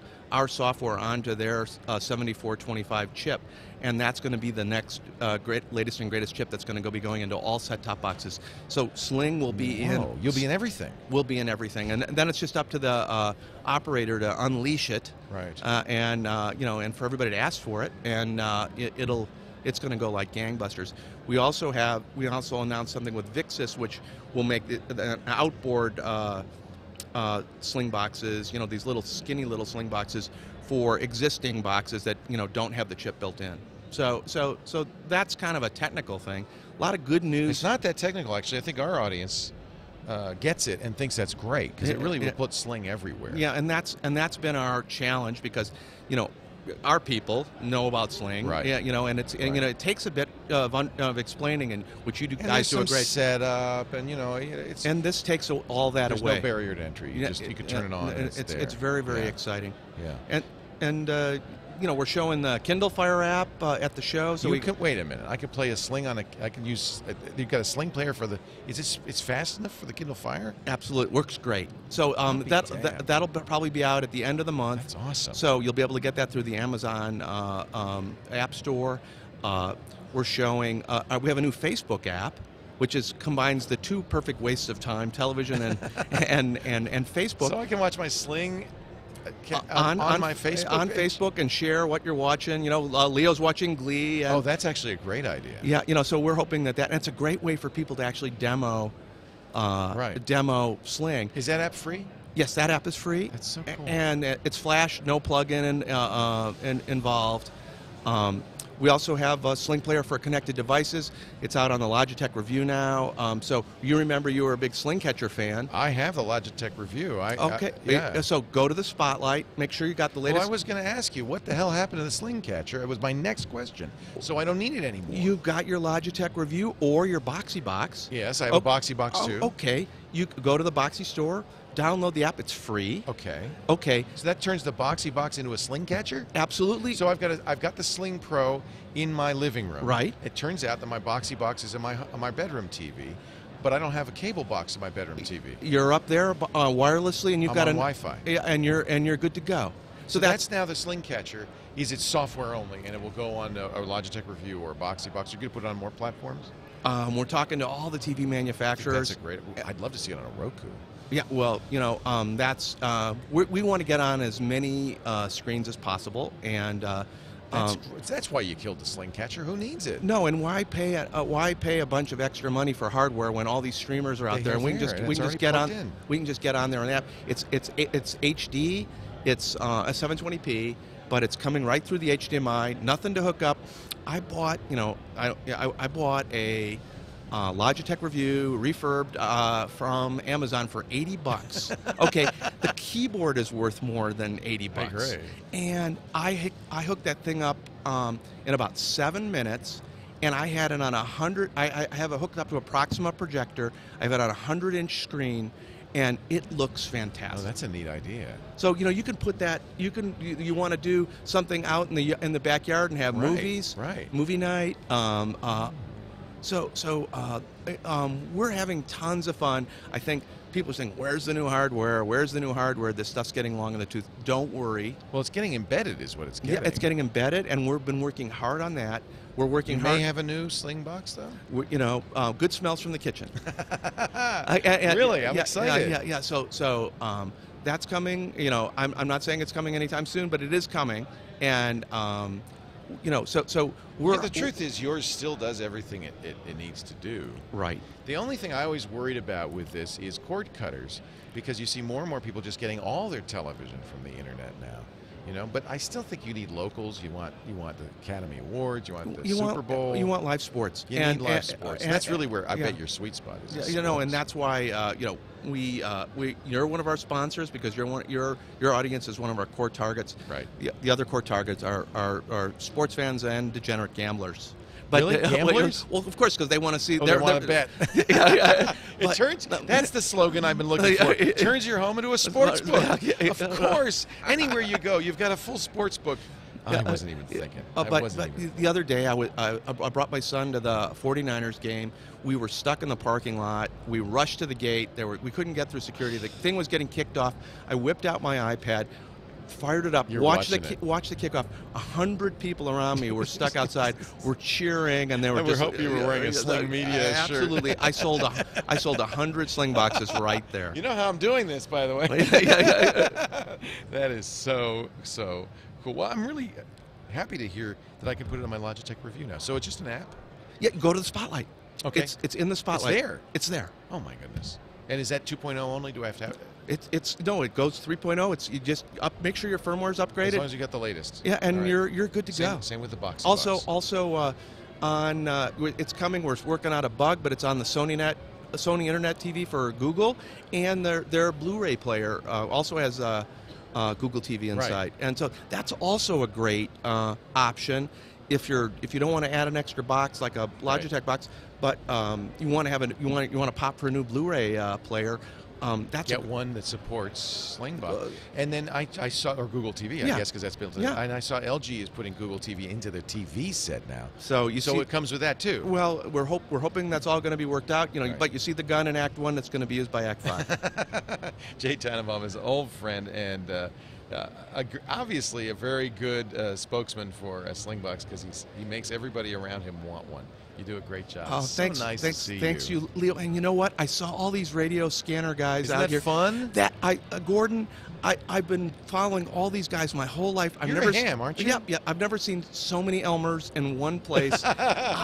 This made my life. Gordo is my Elmer. You know, without him, I wouldn't be a ham. No. This made my day. People are gonna ask me what's the best thing I saw at the show, and I saw a bunch of BNC connections on the end of a bunch of scanners, and that made me happy. Jay, please come up and see my ham shack at the studio because we've got a very nice ham shack. I'd love to. No antenna, but we've got a very nice but the glow of the tube in the dark. It's beautiful. Where do you see our Collins AM transmitter? 75 meters, baby. We'll put you on the air. All right. I look forward to it. Slingmedia.com, Jay Tannenbaum. Go to Best Buy or Amazon and get yourself a Slingbox, or get this hopper from Dish, and you don't even need that. You just plug it in. It's going to be great. Or Google TV. Thanks, Leo. Yeah. Hey, thanks. Good to see you, Jay. Take care. Actually, you need the Sling to use the Google TV, so you need both, right? Yeah, I have my Slingbox. So that's it. So I'm going to put my Slingbox. I have my Slingbox in the living room. I have the Boxy Box in the bedroom, and then using the Wi-Fi, I go to the Sling icon on the Boxy Box, and now I can see anything that's on the cable in my living room. I can now see in my bedroom. This has been a problem for years because I'm too cheap to get a cable box in the bedroom. We've just solved it. We got a few more minutes. Is Cedric still here? Did he take off? Oh yeah, you told him to come back. Well, we only have 5 more minutes of a show. What time will we find out when that Tom has won the award? The awards have just started, so we don't know what time. I think that there is a way to watch that video on YouTube, and the chat room will certainly let me know if Tom and Sarah get up on the stage and accept the IAWTV award for Best News Show. I hope you've been enjoying our coverage of CES. I want to thank some of our partners here because it takes a lot of technology to get this done. Of course, first and foremost, the TriCaster 850 from NewTek. The 850 Extreme allows Alex Gumpel to switch to put. Look, did you like the lower third where he has a lower and it squeeches away? That's cool. That's something we don't do in the studio at home. We really we really should be doing more of that in the Brick House. That's really neat. So thank you, NewTek. You find out more about the TriCaster, which is basically a television truck in a box. I went over and I watched Spike TV, and they have a big satellite truck, and they have very expensive. It's like $1 million, and we can do more. We can do more than they can do thanks to the TriCaster. NEWTEK.com. There's an elf. There's the hand of an elf, and he's switching on the TriCaster. It's his wedding. Down, you'll see the TriCaster itself. There it is. We never get to see that because it's in the basement. It's all wired up in the basement. I also want to thank our friends at LiveView who've made it possible for us to roam the floor of CES wirelessly and stream back to you live. I don't know if you saw iPad today, but Sarah and I were wandering around, and it was so much fun and we don't have any wires or anything. We just have the live view. It uses 4 or 5 3G cards, some of them 4G cards, to get a high-speed, rock-solid connection, even in this, which is the most challenging environment for 3 and 4G ever. I mean, there's 150,000 geeks using 3G phones. I can't get 3G on my iPhone. I don't know how they do it, but LiveView does it amazingly well. So thank you, LiveView, for making that possible. Thanks to all of our sponsors, Ford and Squarespace. Your sponsorship really makes a huge difference because this is a pretty expensive thing to do. We brought 15 people down here and a lot of gear and a lot of equipment. Thanks to those people, Brent By and Hilton Goring, our camera operators. Brent set this all up. I already mentioned Alex Gumpel on the TriCaster, my producer Eileen Rivera. Lin Fu, who coordinated the whole thing from soup to nuts, has been working on this for 6 months. Tony Wang, who's editing here. Jeff Stewart, who's editing back at home. Chad Johnson, Burke McQuinn, and Liz Romero, who drove all this gear down, and they're going to drive it all back tomorrow. And everybody else, and I'm sure I've left people out. Russell Tammany, our IT guy, has worked really hard. We really appreciate all the work that our staff is doing here to make this possible. So, and thanks, of course, most of all to you for watching. Everything that we've done is available on twit.tv at twit.tv/specials. We'll put it all out as specials, all the interviews, all the stories, all the TNTs, all of the product demos, everything. Just go to the website, twit.tv. Cedric Ingrand is a French geek. How do you say geek in French? You say geek. Geek. He works for a wonderful show on TF1, right? No. LCI, which is LCI, like the news channel for part TF1. of TF1. LCI, called Plein Écran, which means full screen. Full screen. And he's joining us to give us the French perspective. Oh, please. What is? Hey, I gave you the American perspective at the web. What is the? So you come to CES every year. I know this is a big part of what you do, and I see Dennis, Guillaume, right? Who is your camera guy who follows you like a flea, constantly nibbling your back. But is this? I mean, there are other conferences all over the world. Is this an important conference? Sure it is. Yeah. Because, well, first of all, it's what kicks off the year. So this is where you kind of know how your year is going to go. Right. The other big ones are maybe IFA in Berlin, which it would be so much fun if you came to Berlin. They asked that we talked about going last year, and they didn't seem so excited about having us. So, yeah, we wanted to go. I know a guy who knows a guy. Would you ask somebody? Because I would love to do this at IFA. Oh, that would be so much fun. And good beer, and Berlin is amazing. And what time of the year is that? September, like first weekend of September. Eileen's saying okay, so we'll do that. Well, mostly the place you should come, which is maybe it's number one in my heart, but it's, I'd say, number 3 as far as size goes, is CTEC in Tokyo in October. I really would like to do that. The most amazing Eileen trade show. Really wants to do that.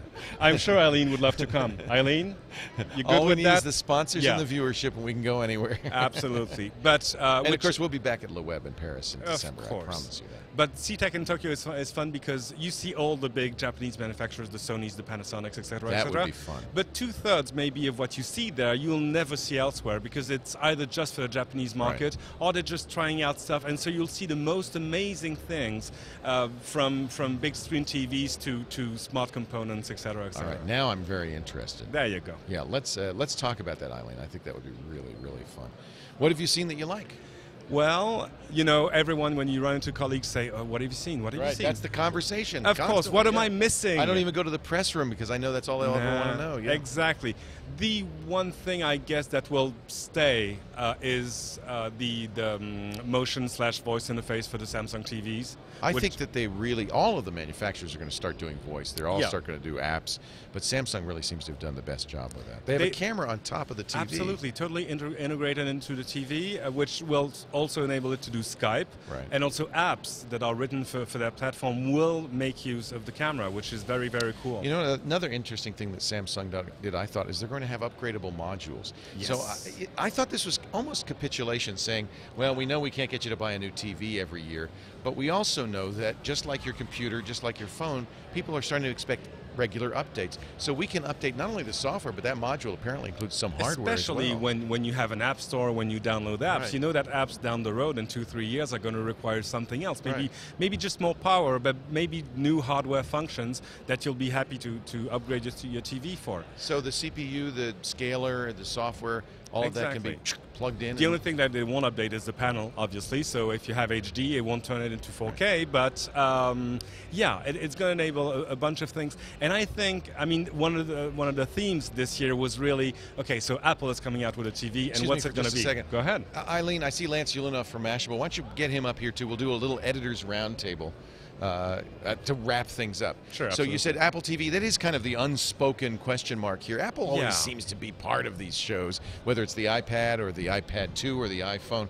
But I didn't, you think Apple TV is a reality? You were saying it was a reality. Last time I talked to you, you thought they might announce it in December. Is. Oh, Yeah. it is. I can Yeah. tell you where the panels are being made right now. Are they being made by LG? They're being made by Sharp. Sharp.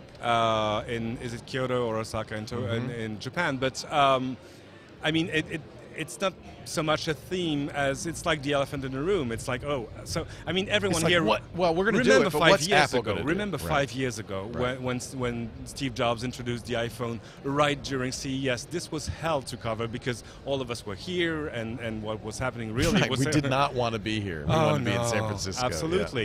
Yeah. And but I mean, this is really different. What you see in retrospect is how much space the phone manufacturers had left for Apple to conquer. Right. Innovation-wise, feature-wise, et cetera, et cetera. And you see all the big screen manufacturers now, pretty much what they're saying is that, ain't gonna happen again. Right. So we're coming out with amazing technology, with apps and new functions and 4K and OLED and et cetera, et cetera. So there is not much space left for Apple to innovate in an amazing way, the way it did on the iPhone. Of course, there is the interface, which will be, I guess, simpler, because this is still the one thing that manufacturers can't really, they're not so good at it. What I've seen at Samsung and LG is pretty good. It's pretty simple, and it works, mostly. I mean, basically what Samsung did is put Kinect inside a TV, Right. and it just works. Right. And that's pretty much all you can ask of a TV. People don't want to fiddle around with their TVs. Right. I mean, you and I, we'll fiddle around. Yeah, I'm not sure I Yeah, want to do there you that. go. You just want it to work, basically. By the time I'm watching TV, I'm wrecked. That's all I want to do is sit back and go, show me something. Lance Ulanoff is also here, editor-in-chief of Mashable. Great to see you, Lance. Thanks for having me. So you've been covering CES for many years, but mostly as editor-in-chief of PC Magazine. This is your first year as Mashable. Yeah. Does that change your point of view? You know what? Maybe it opens it up a little bit. It opens up my my horizons a little bit. Yeah, you're looking at more than just personal computers. Although I have to say, there is no question in my mind we are in a post-PC era. There were personal computers here. Everybody's talking about the Ultrabooks, but that was just not a very compelling. It's just another laptop. Well, I think it's a very savvy another laptop because, what Intel has done is provided something that is powerful enough, light enough, fast enough, with enough battery life and sexy enough that people don't feel uncomfortable or unhappy carrying it around. Right. There's this certain. That's why I love the MacBook Air. It's just a light little floaty thing. Yeah. And I think that a lot of manufacturers recognize the power of that design. Right. So I'm carrying around right now an Acer Aspire S3 Ultrabook. Awesome. Core i7 means I've got Very enough power, fast. so I'm able to do video editing. Yep. Instant on, 2 seconds, boom, I'm right back to work. Battery life has been fantastic. So, and the price is not terrible. The price is typically between $700 and $900. So obviously not a netbook anymore. Netbooks are officially dead. But this is light enough that you could leave the tablet maybe in your bag and get some real work done, and you don't have to carry around that really heavy laptop. And that has been the problem because while laptop sales took over for desktop sales, laptop sales have sort of been a little bit like, because people aren't as excited. Now they have something to get excited about. So I don't think it's a terrible idea. It's an important next step for the post-PC world. Where we still need PCs. We do still need PCs. You can say we're in post-PC world, but every single one of us, except for Cedric, has a PC. No, I do have a PC. Okay. I actually have MacBook Air, but I mean, as a former PC Mac guy myself, the one thing you didn't talk about is price. And this is an extremely price-sensitive market. And I mean, the Ultrabooks bring all these features to market and at a price that, well, you can live with. It's not netbook price, but it's $1,000 instead of $2,000. Well, you're getting sometimes you're getting NVIDIA inside. I mean, Core i7 is real power. Oh, and by the way, you're getting the storage space. You're getting the memory. Right. I mean, you're getting memory that's between 4 and 8 gigs of RAM. So these are performance systems at better prices and portability and battery life that consumers and business people demand. So I bet, honestly, I think they're going to sell, a lot of the companies are going to sell these. You notice they're not pushing anything else. They're really talking about very, very little. No desktop PCs, no regular laptops, no desktop replacements. These it's all machines really used to be like a trade-off of features. I mean, you sacrificed storage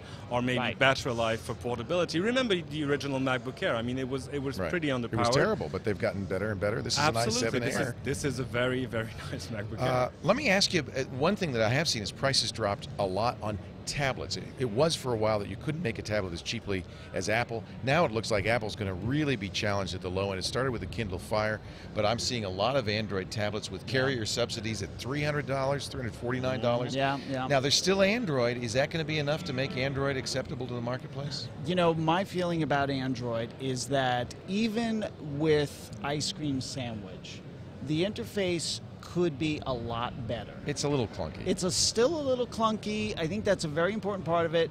But I will say, the tablets I've seen this year, the next generation, Toshiba's screens super are gorgeous. And they're super light. thin. I mean, you touch the Toshiba one, the Toshiba it's so Excite. light. It almost feels like it's floating away from you. Very light, and it has ports. So HDMI. It has SD card. That makes a big difference, right? It's I think people now may start to look, but again, the Android system, it's not as perfect an ecosystem. As you wend your way through the product, it's not as seamless. One of the things I talked about when I was looking at the Amazon Kindle Fire is that they really understood the Apple way. Yes. I mean, that's a very sort of clean, they sort of just shove Android down, push it down far. Don't even mention it. Right, and push this up higher. So I think... There it is. That's the Toshiba. Yeah. And it's beautiful too. But the thing that strikes you when you pick it up is how light it is. I couldn't get over that. It is. They say it's the world's thinnest. You know that, right? So 7 millimeters, 7.7 millimeters, very thin. Yes. Leo, one more reason for you to come to Tokyo next year. This is where it was introduced 3 months ago. Yeah. I'm not sure about the price on this though. I think it's a little bit more expensive. I believe it is. I was just looking to see if I could find it. Yeah, it's not as cheap as I would like it to be.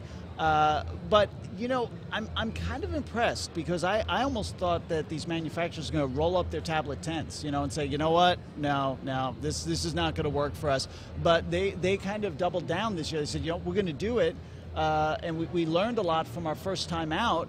And I think that we're going to see kind of an exciting marketplace this year. But don't forget, I'm pretty sure, and this is, by the way, pure conjecture, but I believe this very deeply, Amazon will introduce a redesigned Kindle Fire this year because that has been their way with the Kindle. So I think we're going to see something, because don't forget what they did with the original Kindle Fire. They basically said, let's have that playbook spec, and let's do it. And you can see it's not quite a perfect marriage. And now that they've basically launched it really well, I think before the next holiday season, I think we'll see the next version. I mean, that's just guesswork, but I think sure it's you're possible. right. Maybe even sooner. The Toshiba Excite X10 tablet is $520 for the 16 gigabyte, so it's a little bit more than the iPad. A little bit more, but not bad. Not horribly bad. But I mean, this is too big a market for any of these guys not to be in, basically. Yeah, oh, absolutely. Mobile was big, tablets were big, but phones were even bigger here. This is almost like CTIA. Yeah. Everybody announced new phones. Huge competition in the phone space. I think this is one area where Microsoft may have surprised everybody. Nokia was here with the Lumia, the Lumia 900. Oh, Isn't that a sweet phone? Okay, I got to hold it. I got to hold it, no exaggeration. I was not ready to give it back. They've got a polycarbonate covering that's not even a covering. It's through and through. So that means the color feels very is solid. not pink because it is. Yeah. It's solid, and even though it's a 4.3-inch screen, it doesn't feel uncomfortable. Nope. So I love and Super AMOLED display that is just killer. And I've written this Windows before. Phone 7 is not bad. Not bad. You know what? Here's what I wrote. I wrote, it's the best mobile operating system, best mobile platform you're not using. Right. I prefer it over Android. I think it that... needs a better app ecosystem. It does, because every once in a while, I spend some time with the Windows Phone, you get kind of kicked out into the carrier's world to pay for stuff. That should never happen. Nope. You should basically be, here's my credit card, here's my profile, let's go. Right. Because I think Microsoft understands that. I think they've really learned a lot from the first iteration, and I think 7.5 is going to be a big step forward. This, between that and these handsets, that they cannot get into this market fast enough, this is going to be a very important year for Microsoft in the mobile space.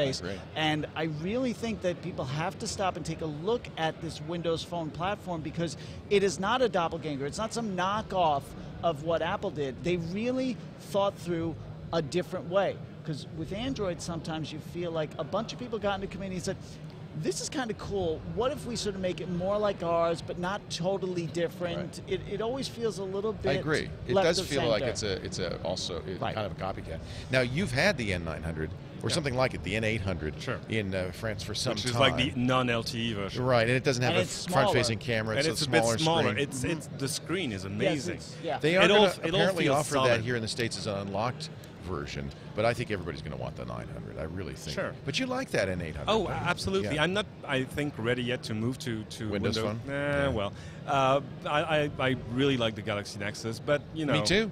Me too. Well, I like the S2. The Nexus I'm not as crazy about. I'm waiting for the S3. Did oh my you goodness. see the Droid? Was it Droid Razr The 4? Max? I think it's No, I haven't seen Droid. that. So they took the Droid Razr, and this is the world's thinnest LTE smartphone from Motorola. Right, came out last fall. Right. Now they've got one. It's the same, but it's a little thicker. And they added basically a slab of battery, but it's not a lot thicker. It's just a little thicker. It's almost imperceptible, but you will notice. 18 hours of battery life, talk time, 15 hours of video time. Wow. 15 hours. Well, it's crazy. It's actually one of the smartest things I've seen a mobile manufacturer do in a long time, because in this drive to go thinner, thinner, thinner, thinner, thinner, the thing that often gets hurt now is battery life. And they said, well, what if we dial back and how much can we give them?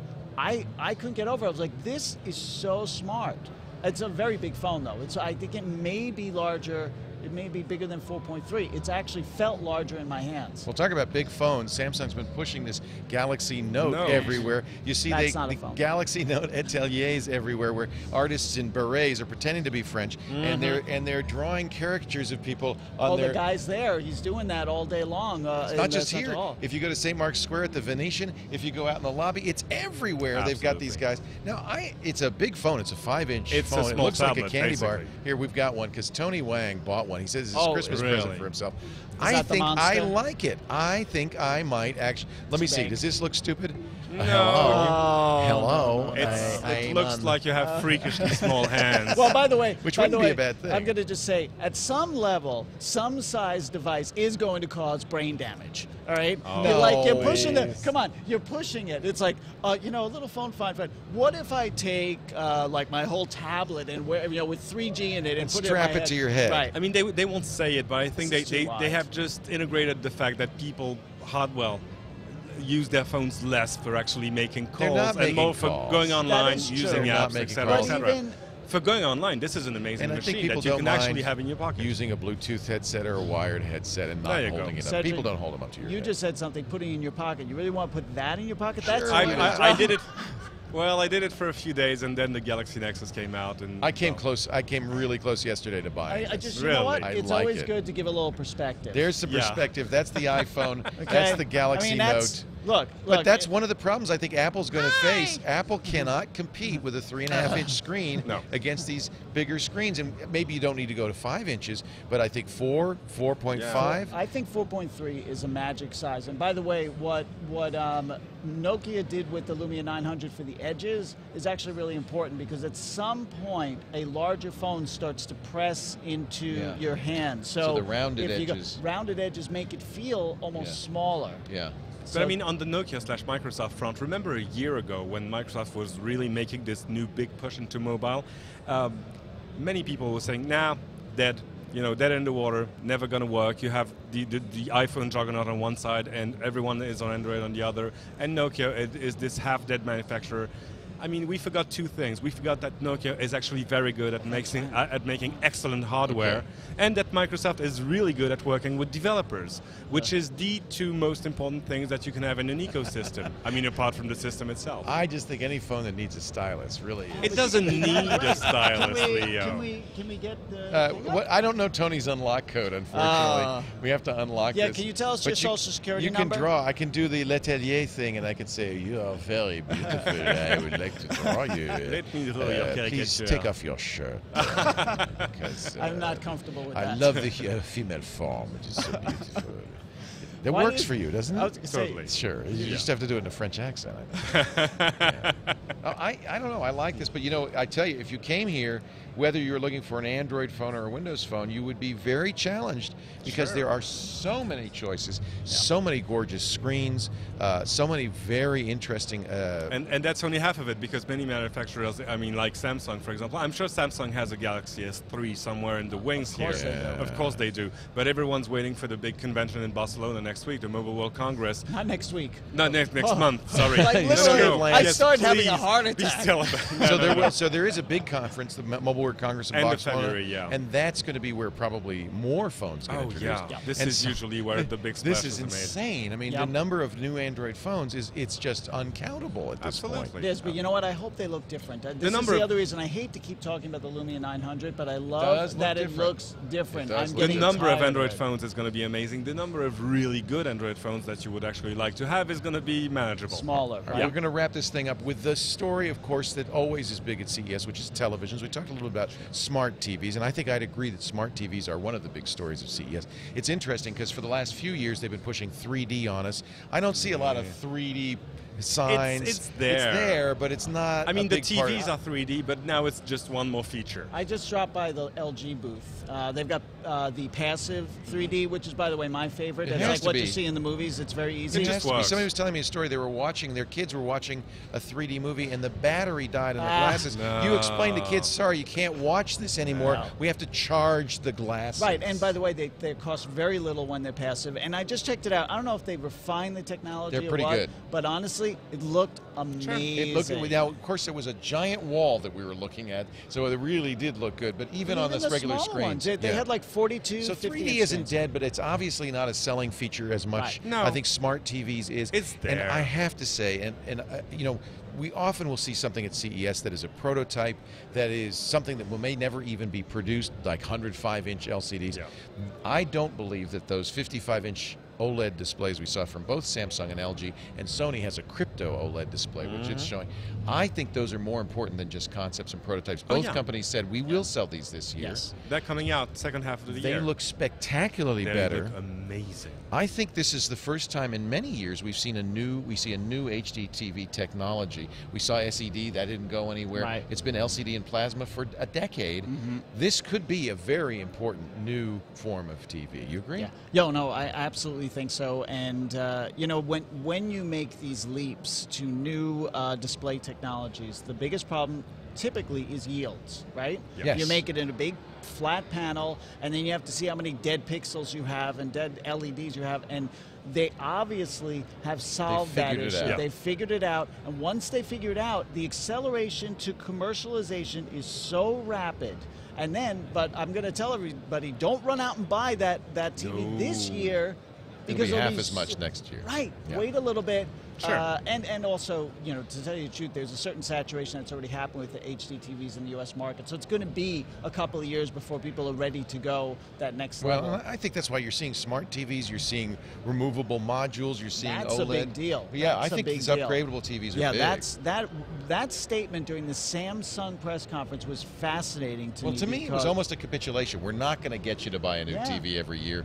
Okay, so what can we do? Well, you know what? This is the microeconomy. This is the idea of you sell somebody something big, and then you continue to sell them something much less expensive, but many of them over time. It's the app economy. It's it's called micropayment economy, really, and basically it works across every single category. And I'm fascinated and amazed that Samsung picked up on this, because it's going to change their business. You know who else picked up on it? I was at dinner with Alan Mullally of Ford.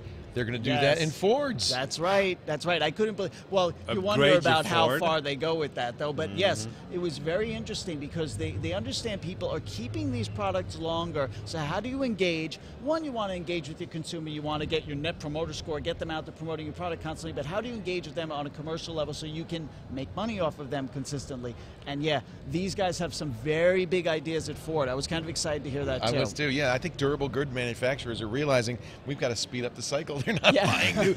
I can imagine modules in refrigerators, microwave ovens, televisions, cars. It's just a matter of time. It's so great to have you guys up here. It's been a great way to wind up day 3 of CES with some smart, insightful commentary from Lance Ulanoff, editor-in-chief of Mashable.com. How many people do you have down here?